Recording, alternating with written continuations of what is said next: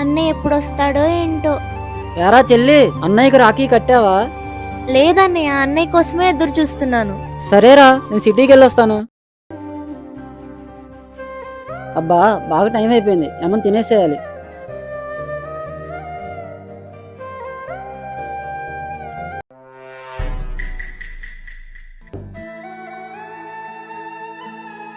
ఏమండి, ఒక plate meals ఇవ్వండి. విజయ్, ఫుల్ మిల్స్ ఒకటి. ఏంటి విజయ్ అన్న ఇక్కడ ఉన్నాడు? అన్నా, నువ్వేంటన్నా ఇక్కడ హోటల్లో పనిచేస్తున్నావు? బేబే బేబే బేబే బేబే బేబే నీకు మాటలు రావట్లేదని ఎవరు పని ఇవ్వట్లేదా?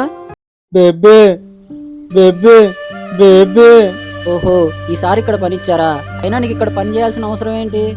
బేబే బేబే బేబే బేబే బేబే అవునా, మీ చెల్లి బాగా చదివి ఉద్యోగం చేయాలని ఈ పని చేస్తున్నావా?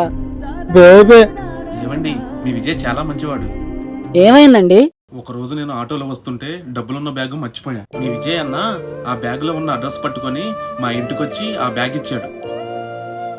ఆయనకున్న తెలివి, మంచితనం చూసి ఇక్కడ పనిచ్చి మంచి శాలరీ కూడా ఇస్తున్నాను.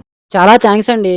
ఈ రోజు రాఖీ పౌర్ణమి కదా, చెల్లి అన్న కోసం ఎదురు చూస్తుంది, కొంచెం తొందరగా పంపించండి. మీ విజయ్ అన్న పొద్దున్నే పర్మిషన్ తీసుకొని ఆల్రెడీ డబ్బులు కూడా తీసుకున్నాడు. సరే అండి. విజయ్, టైం అవుతుందిగా, ఇంకా వెళ్ళండి.